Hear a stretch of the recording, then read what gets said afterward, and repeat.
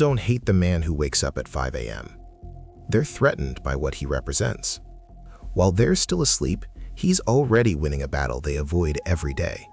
Not against others, against himself. And that level of discipline forces a question most people don't want to answer. What am I doing with my time? It's 5 in the morning. The world is still asleep, but he's already awake. Not because he has to be, because he chose to be. While everyone else is still unconscious, he's moving, training, reading, building, creating, doing the work that most people will spend the rest of their day avoiding. And when people find out he wakes up at 5, they react strangely. They're not impressed, they're uncomfortable. Some are even threatened, and they can't quite explain why. But here's what's really happening. The man who wakes up at 5 represents something most people don't want to confront. Discipline they don't have. Sacrifice they're not willing to make. A level of self-control that exposes their lack of it. This channel is for the man who stayed strong when no one noticed. The man who carried responsibility quietly and slowly disappeared. Here, strength is questioned, silence is exposed, and the cost of being the strong one is finally spoken out loud. Let me show you why people fear the 5 a.m. man, what he represents that threatens them, and why his discipline is a mirror they don't want to look into. The 5 a.m. man has already won before most people wake up. That's the first thing that makes people uncomfortable. By the time they're hitting snooze for the third time, he's already trained his body, fed his mind, and started building something. He's not competing with them, but they feel like he is, because his 5 a.m. represents hours they're wasting, hours they know they should be using, hours they tell themselves they don't have, but he found them, and that exposes the lie they've been telling themselves. They say they don't have time. He proves time isn't the problem. They say they're too tired. He proves energy is a choice. They say tomorrow will be different. He proves tomorrow is today if you wake up early enough. And that proof, that walking contradiction to their excuses, that's threatening. The 5 a.m. man doesn't need motivation. He has discipline. And discipline is far more threatening than motivation, because motivation is emotional. It comes and goes. It's unreliable. Everyone understands motivation. Everyone feels motivated sometimes. But discipline is different. Discipline is doing it when you don't feel like it, doing it when it's hard, doing it when every part of you wants to stay in bed. Discipline is consistency, regardless of feeling. And most people don't have that. They rely on motivation. They wait to feel like it. They need the conditions to be right. They need inspiration to strike. But the 5 a.m. man doesn't wait for any of that. He just gets up every day at 5. Whether he feels like it or not. And that level of self-command, that ability to override his own resistance, that's power most people can't comprehend. And power they can't comprehend feels threatening. The 5 a.m. man is choosing discomfort. This is what people really don't understand. He's not waking up at 5 because it's easy. He's doing it precisely because it's hard. Most people structure their entire lives around comfort. Comfortable bed, comfortable schedule, comfortable routines. They avoid discomfort like it's damage, like being uncomfortable means something's wrong. But he's built different. He seeks discomfort, not because he's masochistic, but because he understands that growth lives on the other side of comfort, that the person you become is forged in the fire of chosen difficulty.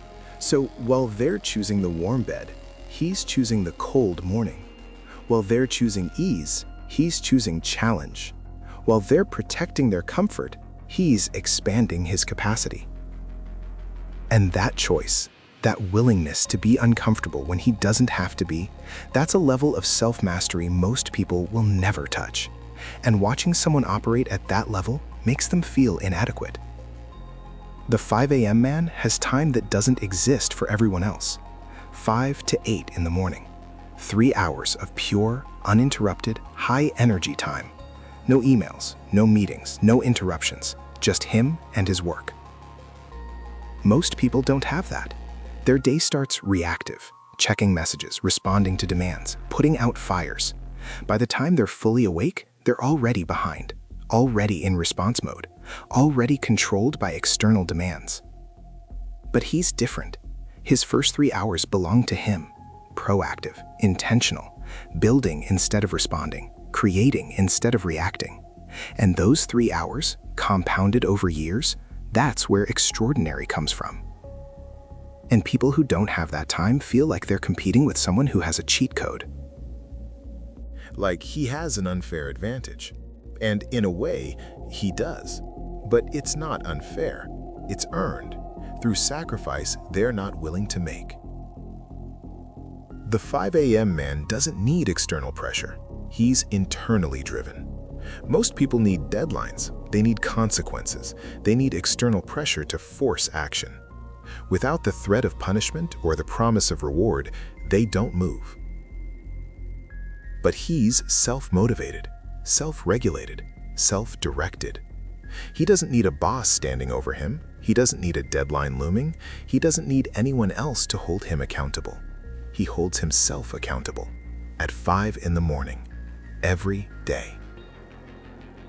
And that internal drive, that self-generated momentum, that's rare. Most people are extrinsically motivated. They do things to avoid pain or gain reward from others. But he does things because he decided to. No one's watching, no one's checking. He's doing it for himself. And people who rely on external pressure to function can't understand that. It's foreign to them, and what's foreign feels threatening. The 5 a.m. man is building while they're dreaming, literally. While they're asleep, he's awake, building businesses, writing books, creating art, training his body, sharpening his mind.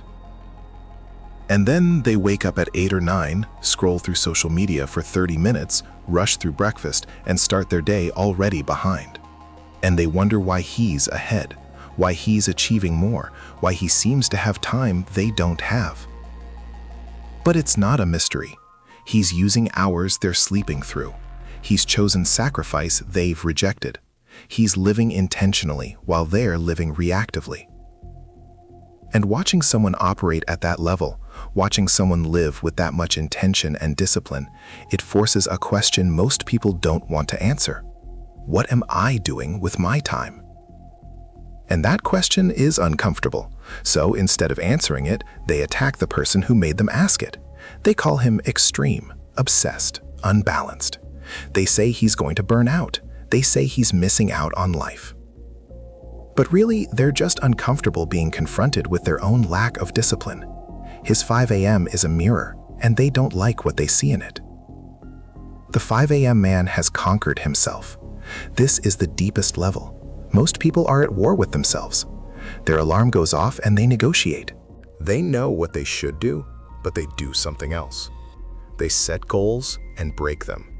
They make promises to themselves and don't keep them. But the 5 a.m. man isn't at war with himself. He's integrated. His actions match his intentions.